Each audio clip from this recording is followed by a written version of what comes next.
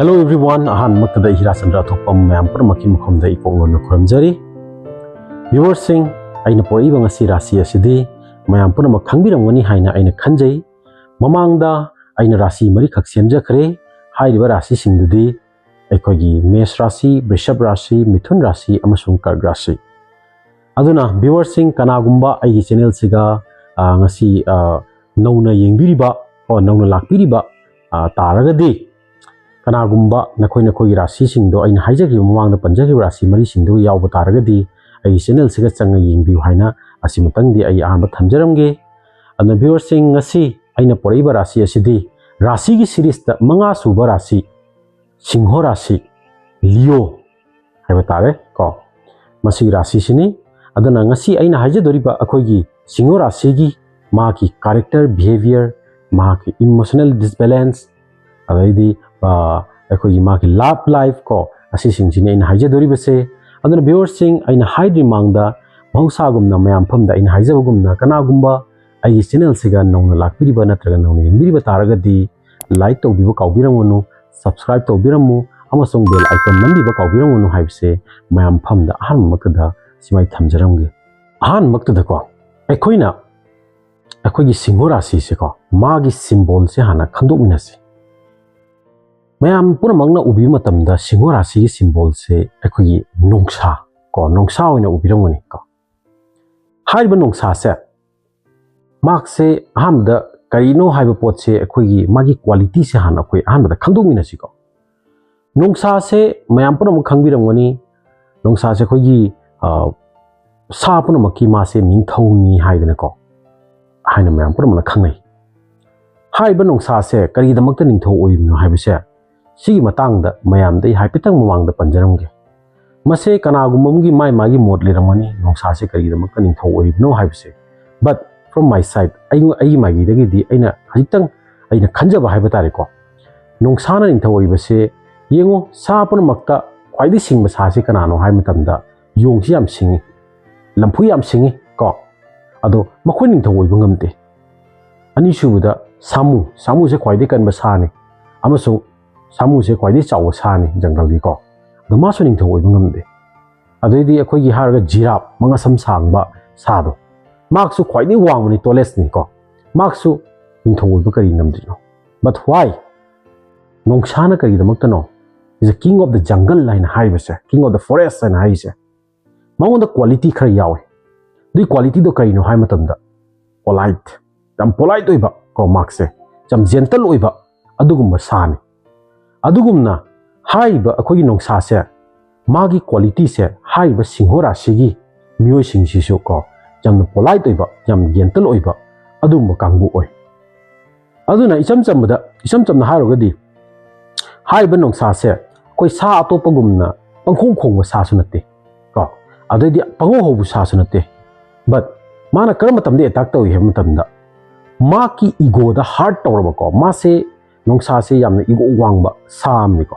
aduna magi ego da hek heart tawba mangonda mathamoida anaba piba ko mangonda hek na haidi thamoida anaba piba taraga mango sukpa taragadi ko mak adugi sa mangonda attack tawduri mangonda gan tori sa singdo malim thadi adugumna haiba akoigi singho rasi gi miyoi singsi ko makoigi ego da ko khatang heart tawba makoigi mathamoida ka naba khotpa lebisa adugi mijo makoi lena thade kaina da it navy ko manga tawba company dugi boss oigira natraga magi leikai gi khulak leikai gi marupang oigira natra khangna sana boy ko magi mathamoida naba mauna sokpa thabak torokpa taragadi ko makoi se kamaina revenge logani makoi da kamaina attack tawgani haiba ko lemna thagandaba adugma miyoi sing oigalli haiba khogi singho rasi gi miyoi sing se aduna singho rasi gi miyoi sing se makhoigi kano se element se ko mukse fire element ni ko akhoigi mai ni mkhoi se adu yengo fire element hairoga makhoigi kano se so rule toriba makhoida govern toriba adugumba kano se so akhoigi numit ni ko numit na makhoija govern tobuni numit se makhoigi lord ni singho rasi gi lord ni ko yengo asigi matang su mayam phamda ina panjaramge rasi pura maki maki lord loi lei ko mapu mam loi lei ko example da hairoga Mesh rasi amasung Vrishik rasi makhoigi lord se kanano makoi se kanano govern tawi hai matamda mangal na ko mars na makoi se akoi gi rule tawi next ta hairaga akoi gi Vrishab Rashi ko amasung Tula Rashi makoi se kanana govern tawi hai matamda Venus na govern tawi Shukra na govern tawi adui makhata na koi gi sorry Mithun ko Mithun amasung akoi gi Kanya ko makoi se na akoi Mercury na Buddha na makoi se govern tawba adugumba kanone aduna hai ba koi Kark sisu Chandra na ko makoi se govern tawi rule tawi aduga hai ba koi haji ngasi topic ko Singo Rashi se ko mase makoi se mark se koi gi numit na ko sun na mase rule tawi hai ba sun se asi mayam pramna haji akoi si khangom thokpra haina aina adu si matang hum panjaram mani adu mayam da kajitang akoi khangdaba taraga so ai video se ma hanna nan yengren khangani ado ngasi hai ba akoi gi Singo Rashi gi myoi sing se moi se akoi gi sun na rule tawuni na ngasai numit hai ba sing ko numit chisu akoi gi planet punamaki ma se ningthau ni king of the planet ne ne khang maudi manga na tani phangiba ato planet me na phangmi se ko aduna numit na ngan bogum hai ba akoi gi Singo Rashi gi myoi sing se makoi si yamne attractive oi ko makoi yamne attractive oi ado makoi gi makoi se ngasi laikai khulak ta hai taraga su ko myoi ba sing ko mi mitop sing su haidi makoi da respect to buse yamna pamba adu myoi sing gelle nana kana gumba ko aina Singo Rashi da ai jum khangja baibu karigumba moina mohom da chappa karigumba program um khangde natra laikai thauto um khangde ko chappa matam da makoi da karigumba respect khar izat khar tawdu ba taraga di ko mina ka izat pi rakta ba mina ka kawrakta ba ka ngang ta ba singcha makoi se akui jamna akui nungai jada ba ko mogi thamoi da mogi ego ju khar hard oi jaba ko moi tham makoi mathamoi ju na ba adu myoi sing gelle aduna hai ba Singo Rashi se ma ki surrounding ko makoi gi surrounding da leiba sing se mark si jam helpful oi ba adu myoi sing gelle plus akoi gi kana gu ma ga jam nakna ba myoi sing leiba kangbu sing leiba sing se ko mangna jam na akoi gi kai hai tare nungsi chana na harau te amna leiba se yamna pamba adu myoi sing gelle hai ba Singo Rashi myoi sing ko aduna Singo Rashi gi makoi gi personality hai ba taraga di makoi se by birth ko akoi gi yamna kana akoi gi confident oi ba ko makoi yamna confident oi ba makoi personality da makoi se royal nature ko adu ma chengan ba yamna independent pamba ko adu myoi sing gelle ado makoi se hai ba pokpa dei ju ko akoi makoi se leadership quality se sum khar yauraga isona makoi sum khar piraga sum yauraga tharak pa hai ba tare hai ba ko gi Singo Rashi myoi sing se aduna Singo Rashi gi myoi sing se ga haidi makoi gi katang kan to wai bu makoi gi ego se ko makoi se ego se sum akoi leire hai ba jai ko makoi se ego jamna khar wang ba adu myoi sing ni Singo Rashi gi myoi sing se mina akoi gi khangba da khar wa ba hai ba tare makoi se kaigino hai matamda mapan thongdagi akoi gi ubu matamda makoi se yamna akoi gi pongba chauthokpa ko pong chauthokpa yamna sauganba ko adugu myoi na mina uba hai tare but mark se karimba hai ba Singo Rashi myoi singje karimba jam nakna na akoi tinaru ba taraga di ko makoi gi mathamoi se kari mathamoi no hai do tinari ba mi dana khangane ba makoi se sam na hai ba yamna phaba thamoi yam chauba adum myoi sing gelle adu dana ngasai kari hai tare mapan thongdagi mina ubuda haidi aran ba mong da ubi ba hai ba tare moise mathamoi yam kan ba mathamoi panda ba ko akoi wangang sangang je khoi yam pong chaw na ngang ba adugumba kan to ba hai tare ko ase magi makoi gi behavior ne hai ba tai adu tasing na yam na manu hut na yeng mu taraga di makoi si yam na phaba ko tiru ba mina khangani hai ba potse masi ngasi ai video jing ba ai kano si yeng mi sing je makoi sum khangani na aina si panjaning adu na hari ba Singo Rashi gi magi maru pang magi surrounding le ba myo sing se makoi si yam na mating haidi pangan ba ko adung ma myo e gali ko hari ba khoi Singo Rashi gi myo sing se adu na hari ba Singo Rashi gi myo sing se makoi su mathamoi se yam na nungai jada ba hai ba tare ko haidi kana karino mayamsina aigi mathakta khanbisu karino aisu yam pongthok chawthokpa mirane khotna haina lana lobi base makoida kya haidi mina tawbiba haiba tare adudana haiba singo rasi gi miyoi singse makoise manung mathamoi nungai taba kya su so khoi leiba hai tare aina sum ujaba koi singo rasi gi miyoi sing aina ujama matam ko ado singo rasi gi mi singse makoise khara akogi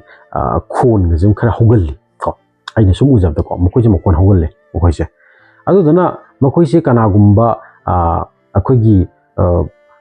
leikai khulak khangdi ko leikai khulak khangde makoise akogi khara law khongba aduma mi haidi ko haidi aise ning thoni ko ai mi makhada leiba nate kaina aduguma mi se sum kya akogi khatang thakchan jasaluga ko haidi manung da leiba phongdokpa ngamdaba ko adu poching do nasai thakchan jasaluga taragadi wakhan do control tawon danina law khongma kya singba tawsu aina sum ai experience ta kya aina sum usari ko asigi je ko ina marakta ina panjaning baibu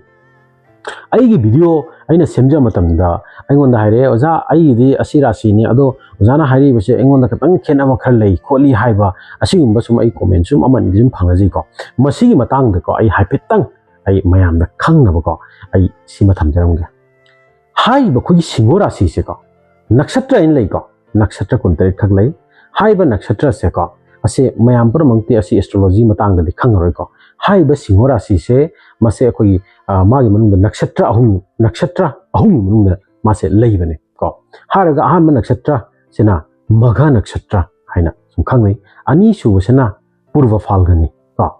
ahum su sena uttar falgani haina khangai aduna haiba khoi nakshatra singsa mag ki lord amam loi lei ko mag ki khoi kari hai tare moida khoi govern toba lord amam loi lei nei ko haidi adu dona haiba akogi magha nakshatra ga adaidi akoi purva falgani uttara falgani makoi khena baje sum khara leigani ko makoi tongan lord amom na loina hunina aduna magha nakshatra gi magi swami ka magi lord se akogi kenone ketuni aidi purva falgani gi magi swami sena akogi kenoni sukrani aduga akoi uttara falgani gi magi swami sena akogi suryani adugumna haiba akogi nakshatra magha nakshatra gi akoi gana ina sulai ko akogi rakshasa devata adoidi manushya haina lei ko akoi mi lai akoi hinchaba ta ba ka haiba do adugumna haiba magha gi na akogi makse rakshasa tai ko adaidi haiba akoi purva falgani gi na manushya tai adoidi akoi uttara falgani gi na manushya tai adugumna haiba aina mamang da haijaribido haibadi rasi oi singo rasi oi bataraga su khajik tang khogi khena ba sum khara lei haibasa khena ba haji jam kana di khena ba te sum khajik tang sum khena ba gini ana manandi loina sum singo kara singo gi khogi kano singcha rasi sing myo singcha loina mana gani haina asi pose aina mayam pham aina si katang singdok cha ba hai tare ko clear to no bi dong to in jam live mung aina haijabani adana katang differentiate ko katang difference khara leina ni haidana asi mai thamjaramge singo rasi gi miyoi singse yamna freedom pamba miyoi singni ko mamangda ina panjagre magi element ko tatwa hai tare ko astrology ko yi kero na haro gadi ko magse fire element ni mai bu phina kupsan be yade haibido adugum miyoi singni aduna makoi gi life ta love life ta ko nungsina bagi affairs gi life ta khangde natraga ko gi thabak thorongi da khangde ko magse control do bu pamba miyoi gande haiba ko singo rasi miyoi singse mauna control do ba kano singse haidi nanga tongnar su yai nangi kano se company se ga ai thabak to su ai hingmang na haiba adugma music kan ba hai tare kai no hainda haiba se mokoi se mokoi gi element se fire oiru na hai tare ko mokoi se ekta control to mi makha da leibu khotpa se pamgan da ba adugma music ga de aduga haiba singora si music ja mokoi se ko gi intuition power hai tare mokoi se khanba ko ko gi kari oini kari mai ora kan hadi jamna khangan ba adugma music ogali ko haro ga di kanaguma miyamna maunda kogi machin thira ko chin thiba leidna ko sajala semjal ngang ba chinnaga thumnga chinyam thumna ngang ba leiba ko mong ta na ba ko ado makoi jam laina kogi phagan miyoi ko ado makoi di makoi se kai hai tare kogi mina koi thoko chin torga koina ngang se mokoi kya kana pangwadam ni mokoi di jam straight nang na haige da bo do hairo karino aingon dang komu sem sana mu haira nu yare ka haiba pot to adu mu myo sing galle kai no ha matam da mokoi se ko gi mina sajala ko chala ngang se mokoi yam yang na ko gi yam na phaba aidi ngamba adugumba khangan ba ngamba ko adu myo galle aduga mokoi na akogi mokoi sum aina wang da ego sum khar leibani na haidi mina wangang bisi ko mokoi kya kan na kogi taning ba adung ma taningan ba mina te ko adu dana mana ngang se taw haiba ko aina ngang se taw ko mana ngang dana mana decision lo na chumi haina khan ba adu go myo sing sumu ikan ba hai tare kogi haiba singora si myo sing se aduna singora si gi myo sing se aina si ga sum advice masa amani khar ina sum pijaning ko yengo nakoina thabagam to mutamda any haidi laikai khulak ta khangde pora mathau social work khangde ko to mutamda nakoina haidi akogi mingchat ko aina tawri mi kholi mi haiba poto kya kana to binu haina sima I panjaningi kaigino hai matamda nakoina isana tawri mi kholi hamda nakoina sana credit ha kana logi haiba poto du khanbiganu thabagam to mutamda akoi myamna tawri mi akoi myamna tawminasi akoi myam puna tawminasi haiba potse masi potse ma kan tawbiu aduga nakoida angkomu nakoina aina tawgani ai ma risk sekta logo poto aduma su tawbigano aina singora si myo singna so hainingi kaino haibda puna maksi samana na mayam tathogen tawminaraga thabagam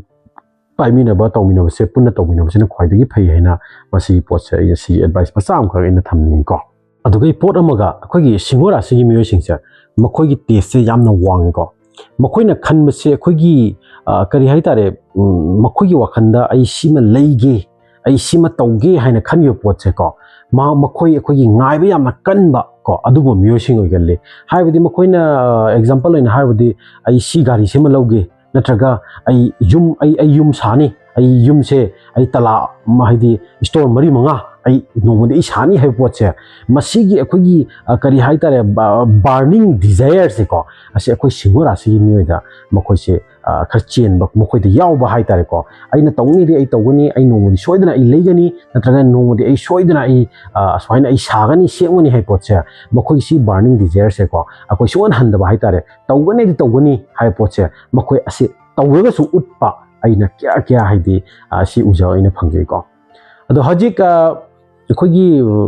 relation love life ki matang da ai aman tang line aman khatang ai panjaram ge love life ki matang da asum yengbiu hari ba koi singora segi magi partner ko nupa ogera natraga nupi da ogera ko hari ba mokoi se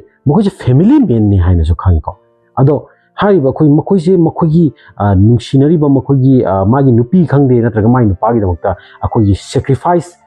tau akoi sacrifice tawgonba adugum miyoi egali ko haidi yamna magi nupi partner se yamna luna tawba adugum miyoi egali but sometimes ko aina sum ai experience to uphangja matamda nupa chane singo hoire ko adu nupi dana atopa maunde yam sonba rasi hoire adu nupi je khara tangenba ko suning chaning da ba kogi leaning da ba jamna mot pa khot pa ko katan juwa haitare ko adu oiba taragadi singo rasi haibasidi ego leibun ni ko mana ngang thurak saktorok pum tamda magi nupi do ngang bardana mai nupi gi family bok ta yawraga ko family bok ta yawraga otho ngang ba malai dina ko law khong ngang bodo adugum bodo asi sum kya su aina sum ai gi life ta ai experience ai sum u khangje aduga nupi oi ba taraga su haidi magi nupa se katang ko gi mana ngam na chatpa ko mana ngam na chatpa magi mong mataw ko akogi adugumdo aina sum asisu aina kya u phangje aduduna haiba khogi singora sigi miyoi singse taseng na hairogadi aroibada aina sum haijening mokoi si yamna magi nupi angang da yamna lun tawba karigumba haidi mokoi na haibase haidi aina hamamang da haijagibdo ko aina haise taw aina haise illu kaina haibase mana haibido karimba inba taragadi adani mana haibido karimba yaba taragadi ko they are the best ko partner da ko adi mana ngam na chapta ba nupa ogira nupi ogira ko adudana haiba singora si miyoi singse magi love and affairs ki manung se ko matang da ko asi matang ai masa matang ai panjana aina simtang ai panjaram ge ko singora si ko ai singora si miyoi singi ai por ma hairo ko makoi se mino ubuda ino wang da hajiba do ko jamna khoi danger oi ba ko khoi jam pung chawba ko mino wangang da khatan ba amina sum umu tam da sum kan tawi ko adubu singo rasi se aina khanjabada rasi puramak-tagi khwaidagi akhoi miyoi singje ko singo rasi gi miyoi singse makhoi gi mathamoi se khwaidagi nouba jamna surface oiba adungba miyoi singni haina aina sum khanjaba haitare ko kaigino hai matamda makhoi se ngasai ningthau ko aina moise ningthau ni ne ko ado ningthau do ningthau nabu mi meyam praja gi mamang da kapprane kaptabani natra mo show tawni ai ningthau ni ai aduni adani ka haidana ko ado makhoi se show tawdani adubu ko makhoi gi mathamo se am nawi ado makhoi gi mathamo se jam su chawba mathamo yam chawi ko singora sim mi singje as pija bada ko makhoi pamu da as nang adu pami hedi ko nang yum jong na thilakani makhoi ko mathamo yam chawba ko mathamo yam noba adubu mapalam dai jeng di jamna akan menung man ko khogi kaino hai tare kari hai tare koi jubi ga mani moise ko manung da de khogi jubi je tholi dana mapani yam kalli dana ko adugumba miyoi sing hai batare adudana hai ba singora sigi miyoi sing se kari hai tare mimang da ding sagi ning thawni mimang di kap tabni na manung da makhoi ji ko makhoi su mathamo ji am na kapsaba mimang di phongdok pangam jadaba adugumba miyoi sing mo gan mai tar makhoi yam secret oi ba pot ni se mase singora sigi miyoi puna mangna loina asi pot se kan to birongoni haidana ai asima ai arobda ai panjaram ge masi chumbra chumdabra haiba poto mayam comment su thambiramu ko ai asi matang de isi panjaram ge arobe point oina ado hajik ilo loibda aina mamang da haijai bido magi point khat khaji tanga haijaram ge haiba khogi singora sigi miyoi singse fire element ni makhoi se khogi mai ni ko makhoi element se adoga makhoi rolling planet sena akhoi kanoni sun ni numit ni ado makhoi gi lucky color haiba dai ko lucky color se khogi numit chisu ngang myam na umutum da orange color ko na red and orange se makhoi phadigi chana ba adugumba khogi lucky color ne na sum panjaram ge aduga makhoi gi lucky stone hai tare ko lucky stone se sum ruby ruby amasung diamond ko mase ai thamjaram ge aduga sigi marakta aina stone ji mat stone akoi nung si bagi matang si ai jam kana suggest tawjaroi kaino ha matamda haidi pot haise nakoi gi manakta nakna ba akoi gi astrologer apauba prediction to wa hiba ko amna akoi gi hendok thoidokpa hai tare ko makhoi da yingbi ko iloi leba point ta akoi singora siga khara sana bara si khai chim panjarang ko makhoi sana bara si de akoi gi dhanu ko dhanu adai mesh adai akoi singho ko makhoi khara sana ba jam close oiba rashi ni ado makhoi khara sana phatpa wa ragano sing di rashi sing de akoi bishop rashi adai birchik adai min rashi se makhoi khara sana wa le haina asimatang iroi loba point ai panjaram ge aduna viewers sing ngasi ai video content se content se kamain ta welcome ta na khoi kyam chana de haiba ado ai comment section da thambiramu aduna ngasi gi di asimatang dai lotion ba tawjarage ado ai lotion mi mangda mayam pham da haijaga da bai bo amuka hanna kana umbai channel singa nauna lakpidi ba targa de ai channel se like to ko biramonu amasong subscribe to ko biramonu haina ai mayam pham da ai sima thamjaram ge ngasi di asimatang sida ai lotion jarage. Thank you.